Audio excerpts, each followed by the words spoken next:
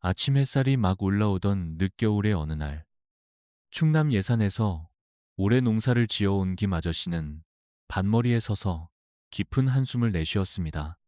지난해 이맘때쯤 날씨가 잠시 풀렸다는 이유로 서둘러 비료를 한 줌 뿌렸다가 결국 6달 농사를 통째로 망쳐버린 기억이 아직도 생생했기 때문입니다. 그때 마늘은 눈을 뜨기 전이었고 땅속은 차갑게 얼어 있었으며 비료는 녹지도 못한 채 뿌리만 태워버렸습니다. 5월이 되자 잎은 노랗게 변하고 알맹이는 손톱만 해졌고 한 해의 수고는 허무하게 사라졌습니다. 이런 이야기는 결코 남의 일이 아닙니다. 지금 영상을 보고 계신 형님과 누님들 중에서도 비료 포대를 사놓고 언제 뿌려야 할지 고민하거나 이미 뿌렸는데 이게 맞는지 불안한 분들이 분명 계실 겁니다. 하지만 걱정하지 마십시오. 오늘은 남들이 모르고 지나가는 중요한 타이밍과 방법을 차근차근 알려드리려고 합니다. 기온이 제멋대로 변하고 예측이 어려운 요즘 같은 때일수록 정확한 시기와 땅의 상태를 읽는 능력이 더욱 필요합니다. 특히 마늘은 겨울 동안 깊이 잠들어 있다가 일정 온도에 도달해야만 다시 뿌리와 잎이 움직이기 때문에 단순히 달력만 보고 판단하면 큰 실수가 생기기 쉽습니다. 하지만 올바른 시기와 방법을 알게 되면 마늘알은 훨씬 굵어지고 비료값도 절반 가까이 아낄 수 있습니다. 땅이 깨어나는 때를 제대로 알아차리는 것, 마늘이 보내는 신호를 놓치지 않는 것, 이것이 올해의 풍년을 만드는 첫걸음입니다. 잠에서 막 깨어난 마늘에게 무턱대고 밥을 떠먹이면 체하는 것처럼 아직 준비되지 않은 뿌리에 비료가 닿으면 상처만 남습니다. 그렇기에 오늘 내용을 끝까지 들으신다면 지난 실수를 되풀이하지 않고 보다 안정적이고 풍성한 수확을 기대하실 수 있을 겁니다. 저는 오랫동안 농촌을 지켜본 사람으로서 형님과 누님들이 더 건강하고 편안하게 농사짓기를 진심으로 응원하고 싶습니다. 올해는 부디 실패 없는 한 해가 되길 바라며 지금부터 마늘이 정말 원하는 때와 방법을 알려드리겠습니다. 제가 드리는 작은 조언 하나가 형님과 누님들께 도움이 된다면 그보다 기쁜 일은 없겠습니다. 김아저씨의 안타까운 이야기를 다시 떠올려 보면 왜 우리가 정확한 시기를 알아야 하는지가 더욱 분명해집니다. 마늘이 아직 기지개도 켜지 않았을 때 비료를 억지로 먹이면 체하듯 상처만 남는다는 사실을 이해하셨다면 이제 자연스럽게 다음 궁금증이 생길 겁니다. 그렇다면 마늘이 스스로 눈을 뜨고 밥을 받아들일 준비가 되는 순간은 언제일까요? 이 질문에 답하는 것이 바로 올해 농사를 좌우하는 핵심입니다. 마늘은 겨울 동안 깊이 잠들어 있지만 땅속 온도가 서서히 올라가 4도에서 5도에 이르면 뿌리가 천천히 움직이기 시작합니다. 그리고 이 변화는 눈에 보이지 않는 듯하지만 어느 순간 연두빛 새잎이 쏙 올라오면서 모습을 드러냅니다. 이렇게 새잎이 약 10cm쯤 자랐을 때가 마늘이 진짜로 깨어났다는 신호이며 바로 그때가 비료를 받아들일 수 있는 골든 타임입니다. 이 시점을 놓치지 않으려면 달력보다 온도와 땅의 상태를 먼저 살펴야 합니다. 남부지방은 대체로 따뜻해 조금 더 일찍 조건이 맞지만 중부와 산간 지역은 아직 냉기가 오래 머물기 때문에 더디게 움직입니다. 그래서 같은 날짜라고 해도 마늘이 깨어나는 속도는 지역마다 다르고 밭마다 다릅니다. 박형님이 겪은 실패도 바로 이 차이를 무시한 데서 비롯되었습니다. 2월 초에 잠시 기온이 풀린 것만 보고 서둘러 비료를 뿌렸지만 그 다음 주 한파가 찾아오자 뿌리가 얼어붙으며 잎끝이 하얗게 타버렸습니다. 결국 평년보다 30%나 적은 수확을 얻을 수밖에 없었습니다. 이처럼 시기를 잘못 잡으면 비료가 독이 되고 노력의 결실을 앗아갑니다. 하지만 반대로 올바른 시기에 맞춰 뿌리면 마늘은 놀라울 만큼 빠르게 힘을 되찾고 잎과 줄기도 건강하게 자라기 시작합니다. 그러니 형님과 누님들께서는 반드시 기온이 며칠 동안 안정적으로 오르고 새잎이 뚜렷하게 올라오는 순간을 확인하신 뒤 비료를 주시기 바랍니다. 이렇게 마늘이 보내는 첫 신호를 정확히 읽어내는 것이 풍년을 향한 가장 중요한 두 번째 걸음입니다. 마늘이 깨어나는 정확한 순간을 알아보는 법을 이해하셨다면 이제 자연스럽게 다음 질문으로 이어질 것입니다. 그렇다면 그 소중한 골든타임에 도대체 어떤 비료를 주어야 마늘이 가장 기뻐할까요? 많은 형님과 누님들이 가장 헷갈려하는 부분이 바로 이것입니다. 농협에 가보면 포대마다 숫자도 다르고 종류도 너무 많아서 무엇을 선택해야 할지 막막할 때가 많습니다. 하지만 마늘의 입장에서 생각해보면 답은 의외로 간단합니다. 마늘이 눈을 뜨고 자라기 시작하는 시기에는 무엇보다 질소가 필요합니다. 질소는 잎과 줄기를 키우는 밥과 같아서 적당히 공급되면 마늘이 힘을 내며 쑥쑥 자라게 됩니다. 그리고 알을 단단하고 크게 만들어주는 가리 역시 이때 매우 중요합니다. 반면 인삼은 움직임이 매우 느려 지금 주어도 마늘이 필요로 하는 시기에 제때 도착하지 못합니다. 그래서 이 시점에는 질소와 가리만 딱 맞춰주는 것이 핵심입니다. 농촌의 오랜 연구 결과에 따르면 보통 300평 기준으로 요소 17kg과 황산가리 8kg을 섞어주는 것이 가장 안정적이라고 합니다. 다만 이렇게 각각 사서 섞는 것이 번거로운 분들을 위해 이미 비율이 맞춰진 NK 비료가 있습니다. 포대 뒷면에 적힌 숫자 중 가운데 숫자가 0인 제품이 바로 지금 쓰기 좋은 비료입니다. 예를 들어 18대 0대, 18이나 21대, 0대 17 같은 숫자를 보시면 되는 것입니다. 가운데 숫자가 인산을 의미하니 그 값이 0이어야 합니다. 반대로 가운데 숫자가 있는 복합 비료는 밑거름용이기 때문에 지금 사용하면 돈만 더 들고 효과는 없습니다. 실제로 어떤 분은 마늘이 잘 안 큰다는 이유로 복합 비료를 잔뜩 뿌렸다가 결국 별다른 차이를 보지 못해 큰 실망을 하기도 했습니다. 마늘은 자신이 원하는 영양만 정확히 받을 때 가장 건강하게 자라고 불필요한 성분은 오히려 방해가 될 수 있습니다. 그러니 형님과 누님들께서는 비료 포대에 적힌 숫자만 정확히 확인하셔도 절반은 이미 성공한 셈입니다. 이렇게 무엇을 줄지 명확히 아는 것이 풍년을 향한 세 번째 확실한 걸음입니다. 올바른 비료를 선택하는 법까지 이해하셨다면 이제 남은 것은 그 비료가 마늘에게 안전하게 전달되도록 돕는 과정입니다. 여기에서 많은 분들이 놓치기 쉬운 부분이 바로 물입니다. 사실 비료만큼이나, 아니 어떤 때는 비료보다 더 중요한 것이 물이라는 사실을 모르고 지나치는 경우가 적지 않습니다. 비료가 땅 위에 뿌려지면 알갱이가 녹아야 비로소 마늘 뿌리가 영양을 흡수할 수 있는데, 땅이 지나치게 말라 있다면 비료가 녹지 못하고 고농도의 알갱이 형태로 뿌리 옆에 그대로 머물게 됩니다. 그러면 마늘의 어린 뿌리는 갑작스러운 농도 변화에 상처를 입고 마치 목마른 사람이 마른 빵을 급하게 먹다 목이 막히는 것처럼 큰 부담을 받게 됩니다.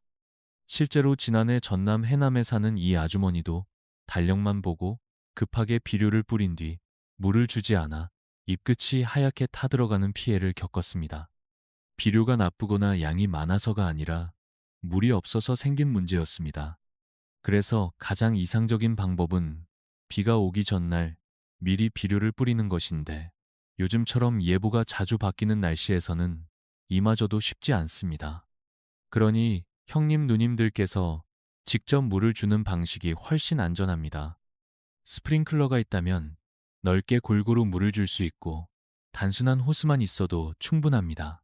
중요한 것은 땅이 촉촉해질 정도로 비료가 완전히 녹아 뿌리로 스며들게 하는 것입니다. 물웅덩이가 생길 필요는 없지만 알갱이가 눈에 보이지 않을 만큼 녹아 들어가야 합니다. 관주 방식도 좋은 방법입니다. 물통에 요소를 조금 녹여 점적 관수시설이나 물뿌리개로 주면 농도 걱정 없이 안정적으로 영양을 공급할 수 있습니다. 다만 욕심을 내어 진하게 타면 오히려 잎이 상하니 종이컵 반컵에서 한 컵 정도를 지키는 것이 안전합니다. 그리고 밤 기온이 떨어질 수 있으니 가능하면 오전 중에 물을 주는 것이 좋습니다. 이렇게 비료와 물의 균형을 잘 맞추면 마늘은 스트레스 없이 힘을 받고 잎과 줄기가 더욱 건강하게 자라 나중에 알이 굵어지는 데 필요한 기초를 미리 다질 수 있습니다. 물은 비료의 길을 열어주는 다리와 같은 역할을 하니 이 과정을 놓치지 않는 것이 풍년을 향한 네 번째 중요한 걸음입니다. 비료와 물의 균형이 얼마나 중요한지 이해하셨다면 이제 또 하나 꼭 짚고 넘어가야 할 부분이 있습니다. 그것은 바로 비료의 양입니다. 물이 부족해도 문제가 되지만 비료가 지나치게 많아도 마늘에게는 큰 부담이 됩니다. 사람도 과식하면 배가 아프고 오히려 소화가 되지 않는 것처럼 마늘도 자기에게 필요한 양 이상을 받으면 잎과 줄기는 겉보기에는 무성해 보일지 몰라도 속에서는 문제가 생기기 시작합니다. 지난해 경북 의성의 한 어르신이 겪은 일이 그 대표적인 예입니다. 어르신은 마늘이 더 크고 튼튼해지기를 바라는 마음에 권장량보다 2배 가까이 많은 비료를 주었습니다. 처음에는 잎이 넓고 줄기가 굵어 마치 거대한 마늘밭이 될 것처럼 보였지만 정작 수확을 하고 보니 알맹이 절반 이상이 갈라져 있었습니다. 이것이 바로 벌마늘 현상입니다. 질소를 너무 많이 먹은 마늘이 스스로의 성장을 견디지 못해 속이 쪼개지는 것입니다. 겉보기에는 크고 멀쩡해 보여도 안에는 물렁거리거나 비어있어 상품성이 떨어지고 가격도 제대로 받지 못합니다. 이처럼 비료는 많으면 많을수록 좋다는 생각은 큰 착각이며 오히려 수확량과 품질을 동시에 떨어뜨릴 수 있습니다. 그래서 오랜 연구 끝에 나온 300평 기준 요소 17kg, 황산가리 8kg이라는 양은 단순한 숫자가 아니라 마늘이 건강하게 자라는 데 필요한 적정한 균형입니다. 더 주면 벌마늘이 되고 적게 주면 잎이 약해지고 알이 굵어지지 못합니다. 결국 중요한 것은 적정량을 지키는 것입니다. 땅이 기름진 곳이라면 약간 줄일 수 있고 모래가 많은 척박한 땅이라면 조금 더 보완할 수 있지만 기본 원칙을 벗어나는 것은 위험합니다. 욕심과 불안은 농사에서 늘 문제를 만들지만 정확한 기준을 지키면 마늘은 스스로 가장 좋은 모습을 보여줍니다. 비료의 양을 올바르게 지키는 것이 풍년을 향한 5번째 든든한 걸음입니다. 비료의 양을 지키는 일이 왜 그렇게 중요한지 이해하셨다면 자연스럽게 또 하나의 궁금증이 떠오를 것입니다. 그렇다면 비료만 정확히 주면 모든 것이 해결되는 것일까요? 안타깝게도 그렇지 않습니다. 아무리 양을 잘 맞추고 시기를 잘 지켜도 절대로 사용해서는 안 되는 것이 있습니다. 그것이 바로 덜 부숙된 퇴비입니다. 많은 분들이 유기물이 좋다는 생각에 겨울 끝자락이나 초봄에 퇴비를 추가로 뿌리곤 하지만 이는 마늘에게 큰 부담을 주고 때로는 한 해 농사를 송두리째 무너뜨릴 수 있는 위험한 선택입니다. 덜 부숙된 퇴비는 땅속에서 썩어가며 열을 내는데 그 온도가 생각보다 훨씬 높아 40도에서 70도까지 오를 때도 있습니다. 이렇게 발생한 열은 마늘의 여린 뿌리를 순식간에 지치게 하고 결국 말라 죽게 만들 수 있습니다. 게다가 이 퇴비는 고자리파리 같은 해충을 불러들이기 쉽습니다. 고자리파리의 유충은 마늘 뿌리를 갉아먹어 알맹이에 구멍을 내고 썩게 만들기 때문에 수확량뿐 아니라 품질까지 크게 떨어뜨립니다. 실제로 충북의 한 농가에서는 2월에 덜 부숙된 퇴비를 밭에 조금만 추가했는데도 5월이 되자 마늘밭 곳곳에서 파리가 날아다니기 시작했고 수확을 해보니 절반 가까운 마늘이 피해를 입어 상품으로 팔 수 없게 되었습니다. 이런 문제는 마늘이 잘못해서가 아니라 사람이 서둘러 무언가를 채워 넣으려 할 때 생기는 실수입니다. 퇴비는 반드시 가을에 미리 넣어 충분히 부숙된 상태에서 땅과 섞여야 합니다. 지금 시기에는 오히려 해가 되므로 욕심을 꾹 참고 요소와 황산가리만 정확히 사용하시는 것이 안전합니다. 농사는 자연의 속도를 따라가는 일이지 사람이 앞서가려 한다고 좋은 결과가 생기는 것이 아닙니다. 마늘이 필요로 하지 않는 것을 억지로 주면 독이 되지만 꼭 필요한 것만 알맞게 주면 자연은 언제나 그 보답을 돌려줍니다. 덜 부숙된 퇴비를 피하는 것은 풍년을 향한 6번째 중요한 걸음입니다. 덜 부숙된 퇴비가 왜 위험한지까지 이해하셨다면 이제 마지막으로 꼭 알아두셔야 할 부분은 마늘이 자라는 땅 자체를 정확히 읽는 일입니다. 사실 비료의 시기와 양을 아무리 잘 지켜도 땅의 기운이 어느 정도인지 모른다면 여전히 오차가 생길 수밖에 없습니다. 지난해 수확이 좋았는지, 잎이 튼튼했는지, 알의 형태가 고르게 나왔는지 같은 작은 변화 속에는 땅이 보내는 중요한 신호가 숨어 있습니다. 작년에 거름을 넉넉히 넣었다면 올해는 땅 속에 남아있는 영양이 많아 비료를 조금 덜 줘도 충분하고, 반대로 척박한 땅이나 모래가 많은 밭이라면 비료가 쉽게 빠져나가기 때문에 약간 더 보충해 주어야 합니다. 가장 확실한 방법은 농업기술센터에서 제공하는 토양 검사를 받아보는 것입니다. pH, 염분 농도, 질소와 가리의 함량을 확인하면 마늘이 자라기에 적합한지 한눈에 파악할 수 있습니다. 무료로 진행되는 경우가 많아 큰 부담 없이 도움을 받을 수 있습니다. 만약 시간이 부족하거나 검사받기가 어렵다면 지난해 수확 결과를 기억하며 10% 정도씩만 조절하는 것이 가장 안전합니다. 지나친 변화는 뿌리에 부담을 주지만 작은 조절은 오히려 마늘이 원하는 균형을 맞추는 데 도움이 됩니다. 그리고 비료를 뿌릴 때는 양뿐 아니라 어떻게 뿌리느냐도 중요합니다. 한쪽에만 몰리면 그 부분만 지나치게 자라고 다른 쪽은 약해져 수확 시 크기 차이가 크게 생깁니다. 손목을 가볍게 흔들어 고춧가루를 뿌리듯 얇고 고르게 펼쳐주는 것이 좋고, 가능하다면 살포기를 이용하면 허리 부담도 줄고 훨씬 균일하게 퍼집니다. 비료를 뿌리고 물을 준 다음 날, 땅 표면이 하얗게 보이면 아직 완전히 녹지 않은 것이니 물을 조금 더 주어야 합니다. 이런 작은 확인 하나가 전체 농사의 완성도를 높여줍니다. 결국 땅을 이해하고 비료를 고르게 뿌리며 작은 변화까지 살피는 이 과정은 풍년을 향해 나아가는 7번째 든든한 걸음입니다. 이처럼 땅을 살피고 비료를 고르게 뿌려주는 작은 과정들까지 이해하셨다면 이제 마무리로 드리고 싶은 말씀이 있습니다. 결국 농사는 자연과 사람이 함께 만들어가는 길이고, 그 길을 걸어가는 동안 오늘 이야기한 7가지 걸음이 서로 연결되어 하나의 큰 흐름을 이룹니다. 마늘이 눈을 뜨는 순간을 정확히 알아차리고 그때 맞는 비료를 고르며 적정량을 지키고 물을 알맞게 주고 덜 부숙된 퇴비를 피하며 마지막으로 땅의 기운을 읽고 고르게 뿌려주는 이 모든 과정은 따로 떨어져 있는 것이 아니라 마치 한 줄기 물처럼 자연스럽게 이어져 있습니다. 이 흐름을 잘 따라가면 마늘은 스스로 힘을 얻어 굵고 건강하게 자라며 형님과 누님들의 마음에도 안도의 숨이 스며들 것입니다. 특히 요즘처럼 기후가 제멋대로 변화하고 예측이 어려운 때에는 오늘 말씀드린 기본 원칙들이 더 큰 힘을 발휘합니다. 자연의 언어를 조금만 더 세심하게 읽으면 실패를 줄이고 안정적인 수확을 기대할 수 있습니다. 농사는 늘 수고롭고 때로는 마음을 무겁게 하지만 땅은 정직하기 때문에 우리가 바르게 보살피면 반드시 그 정성을 되돌려줍니다.